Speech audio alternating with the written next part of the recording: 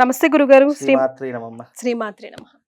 గురుగారు, కొందరిని చూస్తూ ఉంటాం. పాపం చాలా భక్తి శ్రద్ధలతో ఎన్నో రకాల పూజలు, పుణ్యకార్యాలు అన్నీ చేస్తూనే ఉంటారు. కానీ ఎక్కడ కలిసి రావట్లేదు.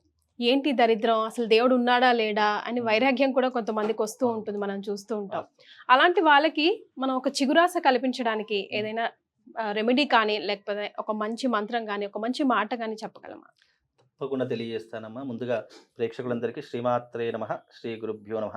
శుద్ధ లక్ష్మీర్మోక్షలక్ష్మీ జయలక్ష్మీ సరస్వతి శ్రీలక్ష్మీ వరలక్ష్మీశ్చ ప్రసన్నా మమ సర్వదా.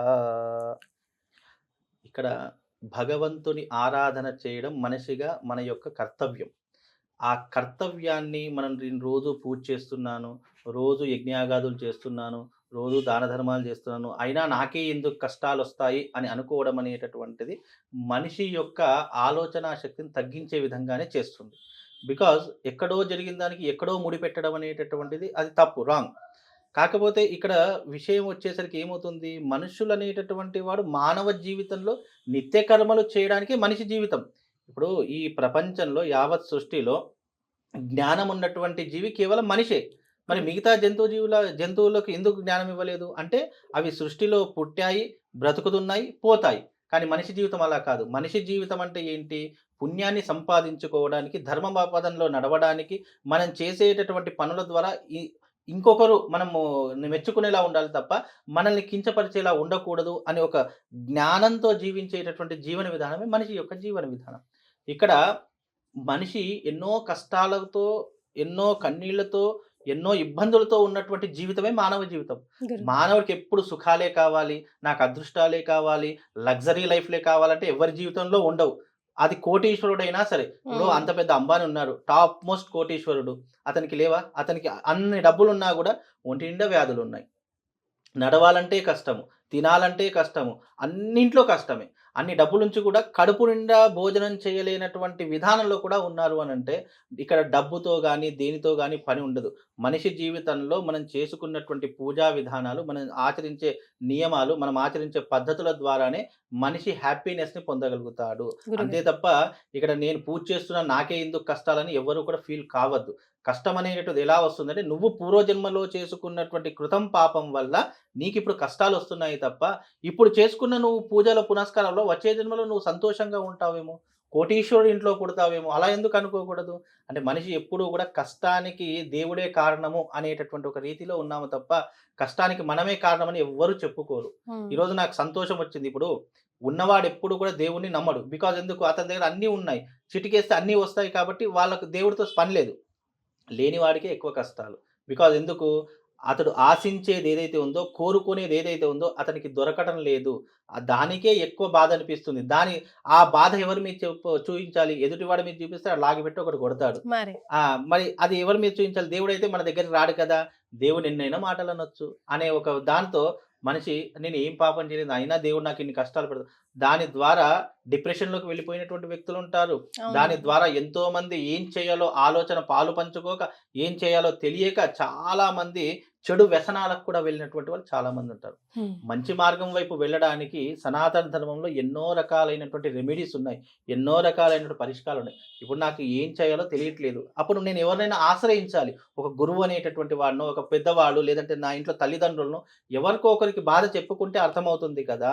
అర్థమైనటువంటి విధానంలో నువ్వు వెళితే నీకు ప్రతిదీ కూడా సమస్యకు పరిష్కారం దొరుకుతుంది. ఎగ్జాంపుల్ మీరు అన్నారు, చాలా మంది పూజలు చేస్తారండి, చాలా మంది యజ్ఞయాగాదులు చేస్తారు. రోజు విపరీత దేవుడు అంటే పిచ్చి నమ్మకం ఉంటుంది. అతనికే ఎందుకు కష్టాలు వస్తాయి అంటే పూర్వజన్మలో చేసిన కర్మ మనకు తెలీదు. మెయిన్ రీజన్ అది. ఏదో మనము చెప్పినటువంటి మాట కాదు. సాక్షాత్తు శ్రీమద్ భాగవతంలో శ్రీకృష్ణుడు అర్జునుడితో చెప్పినటువంటి మాట. కర్మ మాత్రమే మనిషి యొక్క ప్రవర్తన, మిగతా ఫలితం అంతా దేవుడిచ్చేటటువంటి ఫలితం మీద ఆధారపడి ఉంటుంది. నువ్వు పుణ్యం చేసావా పాపం చేసావా ఇప్పుడు నీకు తెలుస్తుంది, కానీ గత జన్మలో ఏం చేసావు మనకు తెలియదు. కాబట్టి మనం గత జన్మలో చేసిన పాప ఫలితం ఎలా వెళ్ళిపోతుంది మన నుంచి అంటే మనం పడేటటువంటి బాధ ద్వారా వెళ్ళిపోతుంది, మనం ఏడిచేటటువంటి కన్నీళ్ళ ద్వారా వెళ్ళిపోతుంది, అలాగే మనం అనుభవించేటటువంటి వ్యాధి రూపకంగా వెళ్ళిపోతుంది. అంటే మనిషి ఎప్పుడైతే కష్టాలు పడుతున్నాడు, బాధలు పడుతున్నాడు, ఇబ్బందులు పడుతున్నావు అంటే అది ఇప్పుడు చేసుకున్నటువంటి పాపం కాదు, పోయిన జన్మ పాపాలు మనం కడిగేసుకుంటున్నట్టు అంతే.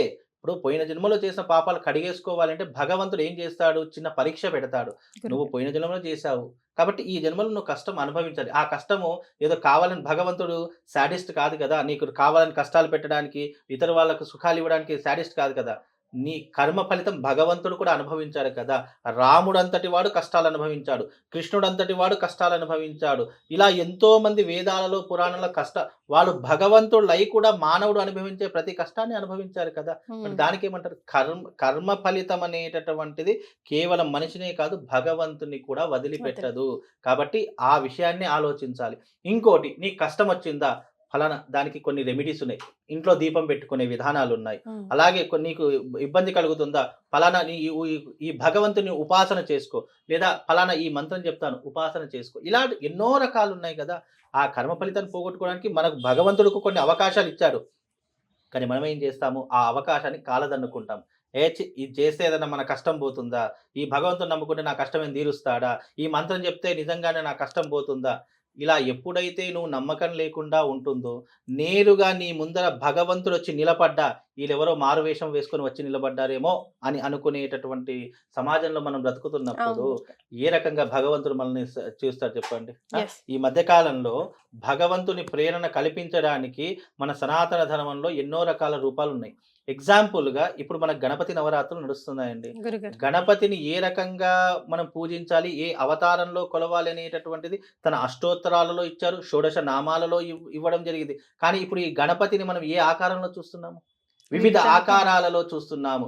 అంటే చూడకూడనటువంటి ఆకారాలలో కూడా ఒక భగవంతుని మనం ఈ రకంగా తీర్చిదిద్దుతున్నామంటే, ఈ రకంగా భగవంతున్నే మనము ఈ రకంగా మారుస్తున్నామంటే, భగవంతుడు నీ జీవితాన్ని ఎలా మారుస్తాడు చెప్పండి? మరి. కాబట్టి ఇక్కడ ఏదైనా కర్మానుసారంగానే పాపపుణ్యాలు, సుఖదుఖాలు నిర్ణయించబడతాయి. నువ్వు కష్టంలో ఉన్నావా? నీకొక దీపం గురించి చెప్తాను. ఆ దీపం గురించి చక్కగా నీ ఇంట్లో చేసుకో. అది ఏదో 100లో, 1000లో ఖర్చయ్యేది కాదు. నువ్వు ఇంట్లో కూర్చొని కనీసం నేను చెప్పే రెమెడీ ఇంట్లో గూడా చేయకపోతే ఇక నీ జీవితం అంతేరా నాయనా!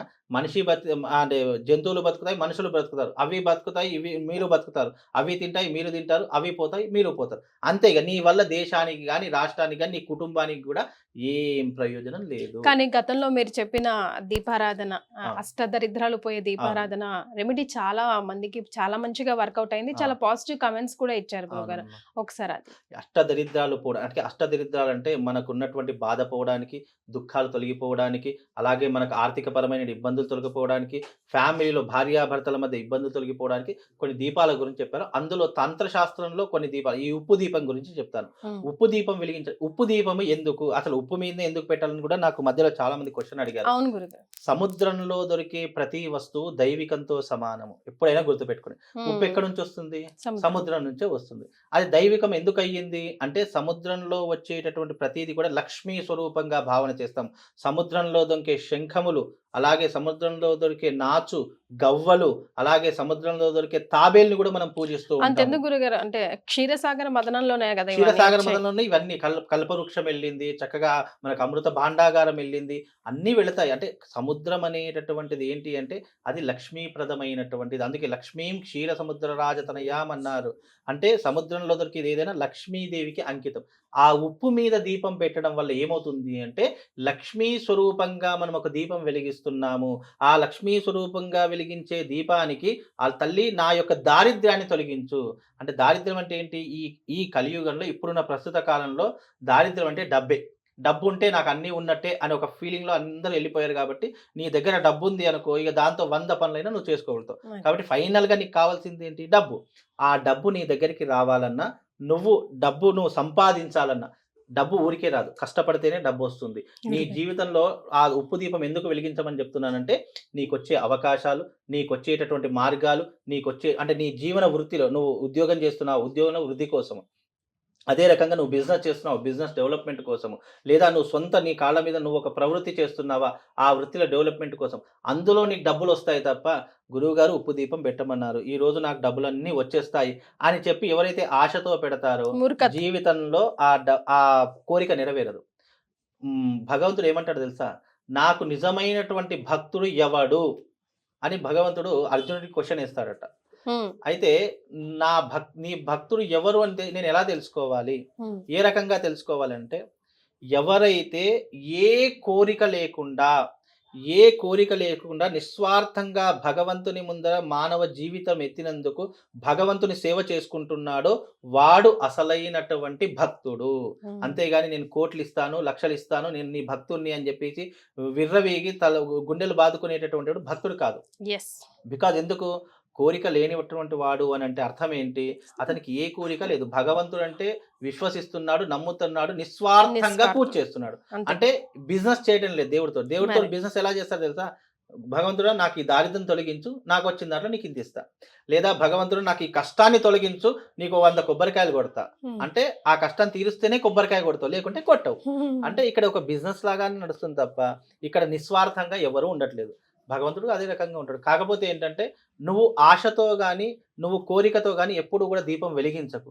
నిస్వార్థంగా నువ్వు మనిషిగా ఉన్నావు కదా, నువ్వు ఉప్పు ఒక పళ్ళెంలో ఉప్పు తీసుకో. చక్కగా ఉప్పు తీసుకొని ఆ ఉప్పు మీద 2 కంచు పాత్రలు పెట్టు. మట్టితో దీపాలు. కళ్ళుప్పు.